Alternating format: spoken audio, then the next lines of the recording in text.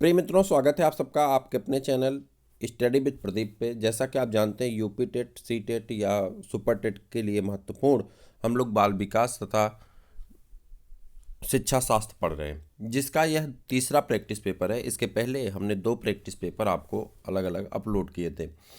Chapter wise ये practice paper daily आपको मिलता है। इसमें 20 से 25 क्वेश्चन मिलते हैं जो आपके लिए बहुत महत्वपूर्ण होते हैं। तो इन श्रृंखलाओं को लगातार आगे देखते हुए चैनल को सब्सक्राइब कर लें और अपने दोस्तों को शेयर कर दें। चलिए आगे बढ़ते हैं। पहला प्रश्न आज का स्टार्ट करते हैं। बच्चे की वृद्धि मुख्यतः संबंधित है। कह रहा बच्चे की वृद्धि किस पर संबंधित है, ये आपको बताना है, या किसे आप बच्चे की वृद्धि कहते हैं। तो शारीरिक विकास से संबंधित है। किससे संबंधित है? शारीरिक विकास से संबंधित है। बच्चे की वृद्धि के विकास ना तो सामाजिक से है, ना तो भावनात्मक से, ना तो नैतिक से है, बल्कि ये देखिए यूपी टेट में पूछा गया है 8 जनवरी 2020 वाले पेपर में। तो यहाँ पर आप कहेंगे किससे संबंधित है? शारीरिक विकास से संबंधित है। ठीक, बच्चे की वृद्धि मुख्यतः शारीरिक विकास से संबंधित होती है। दूसरे शब्दों में कोशिकाओं की गुणात्मक वृद्धि अभिवृद्धि कहलाती। कह रहा है जो कोशिकाओं की वृद्धि होती है उसी को हम क्या कहते हैं? अभिवृद्धि कहते हैं। आप जानते हैं कोशिका से क्या बनता है? ऊतक, ऊतक से क्या बनता है? अंग, अंग से क्या बनता है? अंगतंत्र, और अंगतंत्र से क्या बनता है? शरीर का निर्माण होता है। अथवा व्यक्ति के स्वाभाविक विकास को वृद्धि कहा जाता है। मानव अभिवृद्धि की प्रकृति के अध्ययन से यह ज्ञात होता है कि बालक के शरीर और व्यवहार के प्रमुख आकार प्रकार में किस प्रकार परिवर्तन घटित होता है। गर्भाधान से लेकर शैशवावस्था, ठीक, शैशवावस्था से बाल्यावस्था, बाल्यावस्था से किशोरावस्था से होते हुए प्रौढ़ावस्था तक पहुंचने के दौरान व्यक्ति के विभिन्न अंगों के आकार, लंबाई और भार आदि में आने वाले परिवर्तन को वृद्धि कहा जाता है। निम्नलिखित में से कौन सा कथन वृद्धि की विशेषता का प्रतिनिधित्व नहीं करता है? कह रहा है कौन सा ऐसा कथन है जो वृद्धि की विशेषता का प्रतिनिधित्व यानी वृद्धि की विशेषता के बारे में वर्णन नहीं करता है, उसी पे आपका अध्ययन आपको बताना है। तो यहाँ पे दिया गया 4 ऑप्शन। यह एक मात्रात्मक पहलू है। दूसरा, यह मापने योग्य नहीं है। तो ये आपका सही है, यह मापने योग्य नहीं। चूंकि नहीं पूछा है इसलिए ये ऑप्शन आपका क्या हो जाता है? सही हो जाता। किस में पूछा गया है? डीएसएसबी असिस्टेंट टीचर में पूछा गया था। ठीक है। समानता व्यक्ति के स्वाभाविक प्रगतिशील परिवर्तन जिन पर शिक्षण या प्रशिक्षण का प्रभाव नहीं पड़ता वृद्धि कहलाती। वृद्धि के निम्नलिखित विशेषताएं होती हैं। वृद्धि एक मात्रात्मक पहलू है तथा इसे मापा जा सकता है। वृद्धि का संबंध शारीरिक परिपक्वता से है। वृद्धि एक निश्चित आयु के पश्चात रुक जाती है। वृद्धि में व्यक्तिगत भेद नहीं होता है। वृद्धि के बारे में क्या सही नहीं है? कह रहा है वृद्धि के बारे में क्या सही नहीं है, इसे आपको बताना है कि वृद्धि के बारे में ये चीज़ें सही नहीं हैं। क्या सही नहीं? अभिवृद्धि शारीरिक होती है, अभिवृद्धि मात्रात्मक होती है, अभिवृद्धि मापनीय होती है, और अभिवृद्धि जीवन पर्यंत चलने वाली प्रक्रिया है। तो कह रहा है कि अभिवृद्धि जीवन पर्यंत चलने वाली प्रक्रिया है, ये बात सही नहीं है। यह बात क्या है? सही नहीं है। ठीक है, आगे आ जाते हैं। देखिए, वृद्धि और विकास का ही भाग होता है। वृद्धि विकास में समाहित होती है। एक तरफ वृद्धि है और एक तरफ विकास है। अंतर को समझने का प्रयास करिए। यह शारीरिक होती है। वृद्धि कैसे होती है? शारीरिक विकास को वृद्धि कहते हैं। जबकि विकास किसे कहते हैं? यह शारीरिक के साथ साथ मानसिक विकास दोनों को मिलाकर दे देंगे तो क्या हो जाएगा? विकास हो जाता है। ठीक, यह मात्रात्मक रूप से दर्शाया जा सकता है। इसे मात्रात्मक रूप से दर्शाया जा सकता है। यह इसे गुणात्मक रूप से दर्शाया जा सकता है। ठीक, वृद्धि और विकास में अंतर क्या है? इसे मात्रात्मक रूप से दर्शाया जा सकता है और इसे गुणात्मक रूप से दर्शाया जा सकता है। यह मापनीय है जबकि यह इसे मापा नहीं जा सकता। ठीक है, एक निश्चित आयु तक चलने वाली प्रक्रिया। वृद्धि क्या है? एक निश्चित आयु तक चलने वाली प्रक्रिया है, जबकि विकास जो है यह जीवन पर्यंत चलने वाली प्रक्रिया है। तो विकास जो होता है जीवन पर्यंत चलने वाली प्रक्रिया होती है। ठीक है, चले आगे। निम्न में से कौन सा कथन सत्य नहीं है? कह रहा है कौन सा ऐसा कथन है जो सत्य नहीं है, उस पर आपको चर्चा करना है। तो यहाँ पे अगर ध्यान देंगे सीधे सीधे, विकास एक मात्रात्मक प्रक्रिया है। विकास मात्रात्मक प्रक्रिया नहीं बल्कि क्या है? गुणात्मक प्रक्रिया। अभी ऊपर आया था विकास क्या है? मात्रात्मक नहीं है, बल्कि विकास क्या है? इसे गुणात्मक रूप में दर्शाया जाता है। सेम चीज़ें यहाँ पे पूछ ली हैं दूसरे प्रश्न में, दूसरे तरह से यूपी टेट में पूछा गया है कि निम्न में से कौन सा कथन सत्य नहीं है। तो आप याद रखेंगे कि विकास एक गुणात्मक प्रक्रिया होती है, और यहाँ पे मात्रात्मक दिया है। मात्रात्मक कौन होता है? वृद्धि होती है। तो ये आपका कहीं ना कहीं गलत हो जाएगा। तो ये आपका, और पूछ रहा है कौन गलत है, तो गलत ही आपको बताना, तो यही आपका आंसर हो जाएगा। सीखना व्यवहार परिवर्तन की एक प्रक्रिया है। वृद्धि एक जैविक प्रक्रिया है। ठीक है। शिक्षा एक लक्ष्य उन्मुख प्रक्रिया है।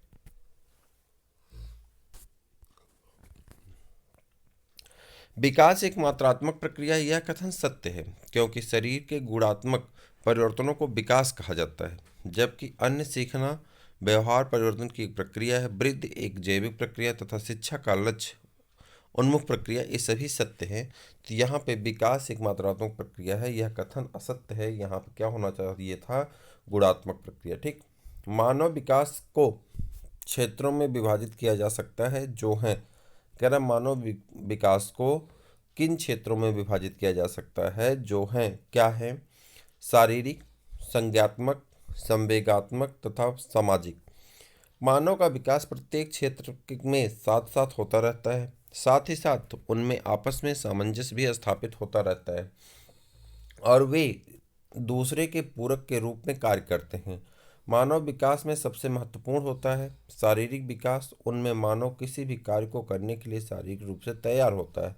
इसके बाद वह उस क्षेत्र के बारे में जानकारी लेकर और उसे अपने संज्ञान में लाकर उस पर विचार करता है। इसके बाद उस पर अपने विचारों को सोच कर समझ कर उसे प्रस्तुत करता है, और अंत में सामाजिक विकास की आवश्यकता होती है।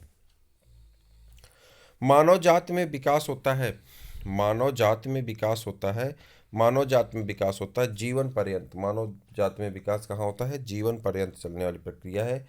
विकास एक जीवन पर्यंत चलने वाली प्रक्रिया है, जो मानव के भ्रूणावस्था से प्रारंभ होकर मृत्यु तक चलती रहती है। इस विकास की अवस्था में निम्न स्तर होते हैं: भ्रूणावस्था, शैशवावस्था, बाल्यावस्था, किशोरावस्था, प्रौढ़ावस्था एवं वृद्धावस्था।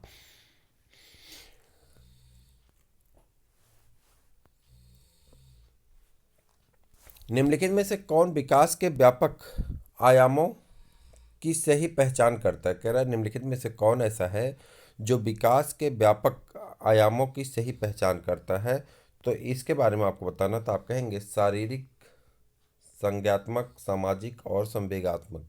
ठीक। यहाँ आप देखेंगे तो यहाँ पर उसके सारे पहलू दिए गए हैं, ध्यान से देखिएगा। सीटेट में पूछा गया था 1 से 5 के क्लास तक के पेपर में। विकास की विभिन्न अवस्थाओं में बालक बालिकाओं के व्यवहार में विभिन्न प्रकार के अनेकानेक परिवर्तन होते हैं। बालक बालिकाओं के व्यवहार में होने वाले परिवर्तनों के आधार पर विकास को अग्रांकित आयामों में विभक्त किया जा सकता है: शारीरिक विकास, सामाजिक विकास, नैतिक विकास, मानसिक विकास और संवेगात्मक विकास। तो इन्हें अलग अलग विकास के रूप में क्या किया जाता है? विभाजित किया जाता है। आगे बढ़ जाए। निम्नलिखित में से कौन सा कथन सही नहीं? कह रहा कौन सा ऐसा कथन है जो सही नहीं है, तो उसके बारे में हमको बताना कौन सा कथन ऐसा है जो सही नहीं है। तो विकास और वृद्धि एक दूसरे के पर्यायवाची हैं, यही आपका सही नहीं है। विकास अलग होता है और वृद्धि अलग होती है। ठीक है। तो उसके बारे में हमने ऊपर एक चार्ट के माध्यम से देखा था। अगर आप चैनल पर नए हैं तो चैनल को सब्सक्राइब कर लीजिए, अपने दोस्तों को शेयर कर दीजिए, और सबसे बड़ी बात है कि टेलीग्राम पे इसका पीडीएफ आप यहाँ से प्राप्त कर सकते हैं। तो इसी नंबर को ज्वाइन कर लीजिए, 8004109989। इस नंबर पे आप टेलीग्राम, व्हाट्सएप, फेसबुक, ट्विटर कहीं से भी हमसे ज्वाइन कर सकते हैं, जहाँ पे आपको पीडीएफ मिल जाएगा टेलीग्राम से। ठीक है। विकास एवं वृद्धि एक दूसरे का पर्यायवाची नहीं है, क्योंकि सतत विकास चलने वाली प्रक्रिया है जो व्यक्ति के व्यवहार एवं कार्य के गुणात्मक वृद्धि से संबंधित होती है, जबकि वृद्धि निश्चित समय तक चलने वाली प्रक्रिया है जो शरीर एवं मात्रात्मक परिवर्तन है। विकास का एक अधिनियम है कि विकास प्रतिमान के विभिन्न काल में खुशी भिन्न भिन्न होती है। इस अधिनियम के अनुसार जीवन का प्रथम वर्ष सबसे अधिक सुखी होता है। जीवन का प्रथम वर्ष सबसे अधिक खुशी होता है। ठीक, खुशी का काल होता है। वयःसंधि काल एवं जीवन का प्रथम वर्ष भी जीवन का सबसे अधिक सुखी का काल होता है। वयःसंधि काल जीवन का सबसे अधिक दुखी काल होता है। जीवन का प्रथम वर्ष सबसे अधिक सुखी खुशी एवं अन्य वयःसंधि काल सबसे अधिक दुखी काल होता है। इसका आंसर होगा आपका मानव जीवन का सबसे आरामदायक तथा खुशी का काल जन्म के प्रथम वर्ष को माना जाता है, क्योंकि इस अवस्था में बालक दुख की भावना से अनभिज्ञ होता है। जबकि वयःसंधि काल संघर्ष का काल माना जाता है, क्योंकि इस अवस्था में बालक एक अवस्था से दूसरी अवस्था में जाता है तथा समायोजन की क्षमता में कमी के कारण तनाव का सामना करता है। निम्न में से कौन सा कथन विकास के संबंध में सही नहीं है? कह रहा कौन सा ऐसा कथन है जो विकास के संबंध में सही नहीं है? विकास प्रतिमानों की कुछ निश्चित विशेषताओं की भविष्यवाणी की जा सकती है। विकास का उद्देश्य वंशानुगत संभाव्य क्षमता का विकास करना है। विकास के विभिन्न क्षेत्रों में संभाव्य खतरे नहीं होते हैं और प्रारंभिक विकास बाद में विकास के अधिक महत्वपूर्ण है। तो यहाँ पर आप देखेंगे ये वाला ऑप्शन, विकास के विभिन्न क्षेत्रों में संभाव्य खतरे नहीं होते हैं, यही आपका क्या है, गलत है। विकास के विभिन्न क्षेत्रों में संभाव्य खतरे नहीं होते हैं, यह कथन गलत है, क्योंकि प्रत्येक विकास के क्षेत्र में खतरे की संभावना रहती है। विकास का अर्थ है परिवर्तनों की उत्तरोत्तर श्रृंखला, अभिप्रेरणा के फलस्वरूप होने वाले परिवर्तनों की उत्तरोत्तर श्रृंखला, अभिप्रेरणा एवं अनुभव के फलस्वरूप होने वाले परिवर्तनों की उत्तरोत्तर श्रृंखला, परिपक्वता एवं अनुभव के फलस्वरूप होने वाले परिवर्तन की श्रृंखला। तो अगर ध्यान देंगे तो यहाँ दिया है विकास एक परिवर्तन है जिसमें उत्तरोत्तर यानी गुणात्मक वृद्धि होती रहती है। समय के दृष्टि से व्यक्ति में जो परिपक्व दृष्टिगत होते हैं वे विकास कहलाते हैं। विकास मानव के शारीरिक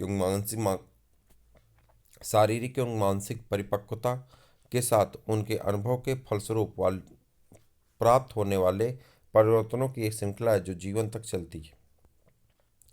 विकास के संदर्भ में निम्न में से कौन सा कथन सत्य नहीं है? कह रहा विकास के संदर्भ में कौन सा कथन सत्य नहीं है, उसके बारे में बताना है। विकास उकसाने बढ़ावा देने से होता है। विकास उकसाने तथा बढ़ावा देने से होता है। विकास की विशेषताएं अगर ध्यान देंगे, विकास सांस्कृतिक एवं वातावरणीय परिवर्तनों से प्रभावित होता है। विकास के प्रत्येक अवस्था की अपनी विशेषताएं होती हैं। विकास के प्रत्येक अवस्था के अपने खतरे हैं, अर्थात विकास को सही दिशा नहीं दी गई तो नकारात्मक विकास उत्पन्न होगा। विकास में वृद्धि से तात्पर्य है, विकास में वृद्धि से तात्पर्य है, किसका तात्पर्य है? वजन में वृद्धि से, वजन में वृद्धि से। ठीक, कह रहा है विकास में वृद्धि से तात्पर्य वजन में वृद्धि से होता है। चूंकि वृद्धि मात्रात्मक होती है, एक निश्चित समय तक ही होती है, इसलिए वजन से वृद्धि का विकास में वृद्धि माना जाता है। मानव विकास है, मानव विकास क्या है? मानव विकास है आपका मात्रात्मक और गुणात्मक परिवर्तन। मानव का विकास मात्रात्मक और गुणात्मक दोनों रूपों में होता है। मात्रात्मक में लंबाई, भार, विभिन्न अंगों के आकार का बढ़ना आज शामिल किया जाता है, जबकि गुणात्मक में योग्यता, क्षमता, अभिवृद्धि, बुद्धि, व्यक्तित्व, रुचि, चिंतन आदि में परिवर्तन शामिल है। निम्नलिखित सूची में से बाल विकास में गुणात्मक परिवर्तन की पहचान करें। बाल विकास में गुणात्मक परिवर्तन की पहचान करें। कौन है? दृष्टि। ठीक, बालकों के विकास में परिवर्तन दो प्रकार के होते हैं, नंबर 1 मात्रात्मक, नंबर 2 गुणात्मक। वजन, बाल, दांत, लंबाई आदि मात्रात्मक परिवर्तन के अंतर्गत आते हैं, जबकि दृष्टि, सोच, मानसिक योग्यता, क्षमता आदि गुणात्मक परिवर्तन के अंतर्गत आते हैं। तो प्रिय मित्रों, आज का सेगमेंट यहीं तक। अगले सेगमेंट में फिर हम मिलते हैं और बहुत जल्द ही चैनल पे आपको प्रीवियस ईयर के सभी पेपर यानी 2020, 18, 16, 14 जो भी पेपर हुए हैं वो सभी पेपर आपको प्रीवियस ईयर के सभी पेपर के प्राइमरी लेवल के सभी पेपर के, जैसे हिंदी हो, चाहे वो आप मैथ हो, चाहे संस्कृत हो, चाहे इंग्लिश हो, उसके बाद आप अगर आगे बढ़ेंगे तो उसी में आपका बाल मनोविज्ञान हो, इन सभी पांचों चीज़ों की आपको एक एक करके चाइल्ड डेवलपमेंट जो है, तो इन सभी चीज़ों की पांचों की आपको हर साल पूछे जाने वाले प्रश्नों की एक एक श्रृंखला रोज आपको अपलोड की जाएगी। जो पांचों सब्जेक्ट की एक एक सेट आपको रोज़ अपलोड किया जाएगा। आपको बहुत जल्दी वो सारी चीज़ें मिलने वाली, तो उन सभी प्रश्नों को एक तरफ करते रहेंगे। यह प्रैक्टिस के पेपर हैं, इसको करते रहेंगे और बहुत जल्दी आपकी हिंदी की क्लासेस, पर्यावरण की क्लासेस आपकी चल रही थी, ठीक है, तो पर्यावरण की क्लासेस, हिंदी की क्लासेस, सारी क्लासेस को आपको कंटिन्यू कर दिया जाएगा, जो आपके लिए बहुत महत्वपूर्ण है। तो चैनल पर जरूर बने रहें, अपने दोस्तों को जोड़ें, जल्द से जल्द आगे बढ़ेंगे हम लोग और सारी चीज़ें आगे बढ़ती जाएंगी, जिससे आने वाला भविष्य आपका ब्राइट होगा। तो फिर मिलते हैं किसी और क्लास में, तब तक के लिए इजाज़त दीजिए। नमस्कार।